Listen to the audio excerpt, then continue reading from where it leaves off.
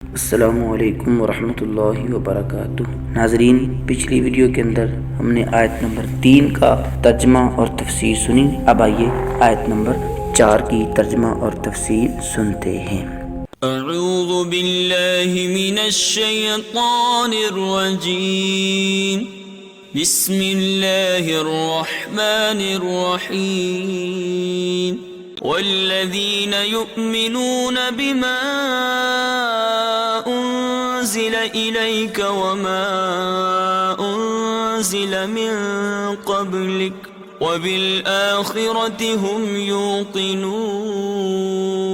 اور وہ کہ ایمان لائیں اس پر جو اے محبوب تمہاری طرف اترا اور جو تم سے پہلے اترا، اور آخرت پر یقین رکھیں۔ ترجمہ کنز العرفان۔ اور وہ ایمان لاتے ہیں اس پر جو تمہاری طرف نازل کیا اور جو تم سے پہلے نازل کیا گیا، اور وہ آخرت پر یقین رکھتے ہیں۔ والذین یؤمنون بما انزل الیک، اور وہ ایمان لاتے ہیں اس پر جو تمہاری طرف نازل کیا۔ اس آیت میں اہل کتاب کے وہ مومنین مراد ہیں جو اپنی کتاب پر اور تمام پچھلی آسمانی کتابوں پر اور انبیاء علیہم السلام پر نازل ہونے والی وحیوں پر ایمان لائے اور قرآن پاک پر بھی ایمان لائے۔ اس آیت میں ما انزل الیک سے تمام قرآن پاک اور پوری شریعت مراد ہے۔ اللہ تعالیٰ کی کتابوں وغیرہ پر ایمان لانے کا شرعی حکم۔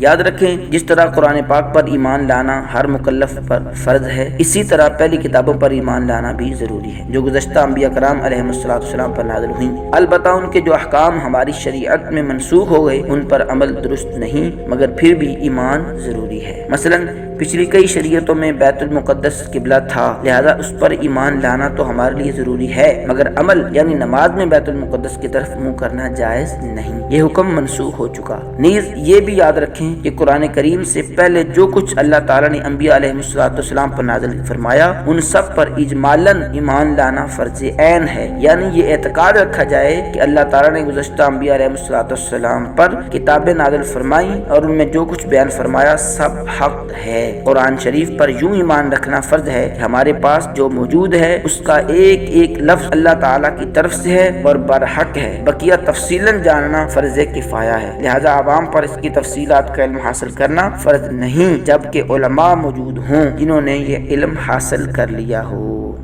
وبالآخرۃ هم یوقنون، اور وہ آخرت پر یقین رکھتے ہیں، یعنی متقی لوگ قیامت پر اور جو کچھ اس میں جزا اور حساب وغیرہ ہے سب پر ایسا یقین رکھتے ہیں کہ اس میں انہیں ذرا بھی شک و شبہ نہیں ہے۔ اس میں اس بات کی طرف بھی اشارہ ہے کہ یہودیوں اور عیسائیوں کا آخرت کے متعلق عقیدہ درست نہیں، کیونکہ ان میں سے ہر ایک کا یہ عقیدہ تھا کہ ان کے علاوہ کوئی جنت میں داخل نہیں ہوگا، جیسے سورہ بقرہ کی آیت نمبر 111 میں ہے، اور خصوصاً یہودیوں کا عقیدہ تھا کہ ہم اگر جہنم میں گئے تو چند دن کے لیے ہی جائیں گے، اس کے بعد سیدھے جنت میں، جیسا کہ سورہ بقرہ کی آیت نمبر 80 میں ہے۔ اس طرح کے فاسد اور من گھڑت خیالات جب ذہن میں جم جاتے ہیں تو پھر ان کی اصلاح بہت مشکل ہوتی ہے۔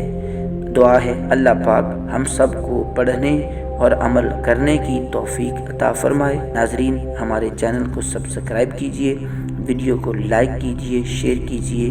اللہ حافظ۔